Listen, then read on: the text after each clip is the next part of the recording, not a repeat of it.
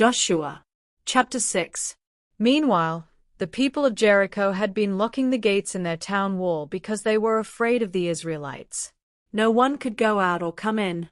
The Lord said to Joshua, "With my help, you and your army will defeat the king of Jericho and his army, and you will capture the town.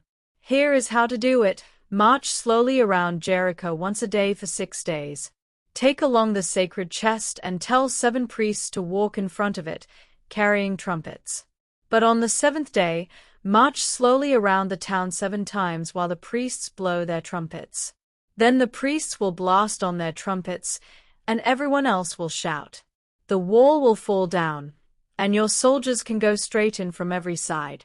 Joshua called the priests together and said, "Take the chest and tell 7 priests to carry trumpets and march ahead of it." Next, he gave the army their orders: "March slowly around Jericho. A few of you will go ahead of the chest to guard it, but most of you will follow it.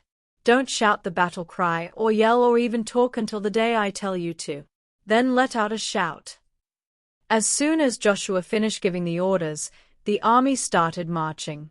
One group of soldiers led the way, with 7 priests marching behind them and blowing trumpets. Then came the priests carrying the chest, followed by the rest of the soldiers. They obeyed Joshua's orders and carried the chest once around the town before returning to camp for the night. Early the next morning, Joshua and everyone else started marching around Jericho in the same order as the day before. One group of soldiers was in front, followed by the 7 priests with trumpets and the priests who carried the chest. The rest of the army came next. The 7 priests blew their trumpets while everyone marched slowly around Jericho and back to camp. They did this once a day for 6 days. On the 7th day, the army got up at daybreak. They marched slowly around Jericho the same as they had done for the past 6 days, except on this day they went around 7 times. Then the priests blew the trumpets, and Joshua yelled, "Get ready to shout.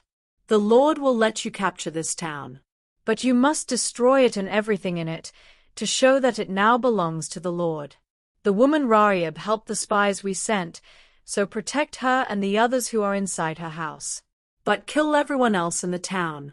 The silver and gold and everything made of bronze and iron belong to the Lord and must be put in his treasury. Be careful to follow these instructions, because if you see something you want and take it, the Lord will destroy Israel. And it will be all your fault." The priests blew their trumpets again, and the soldiers shouted as loud as they could. The walls of Jericho fell flat. Then the soldiers rushed up the hill, went straight into the town, and captured it. They killed everyone, men and women, young and old, everyone except Rahab and the others in her house. They even killed every cow, sheep, and donkey. Joshua said to the 2 men who had been spies, "Rahab kept you safe when I sent you to Jericho. We promised to protect her and her family, and we will keep that promise. Now go into her house and bring them out."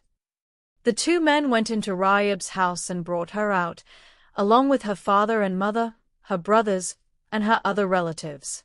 Rahab and her family had to stay in a place just outside the Israelite army camp. But later they were allowed to live among the Israelites, and her descendants still do.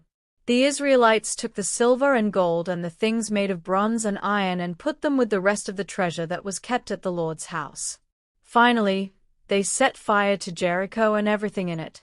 After Jericho was destroyed, Joshua warned the people, "Someday a man will rebuild Jericho, but the Lord will put a curse on him, and the man's oldest son will die when he starts to build the town wall. And by the time he finishes the wall and puts gates in it, all his children will be dead." The Lord helped Joshua in everything he did, and Joshua was famous everywhere in Canaan.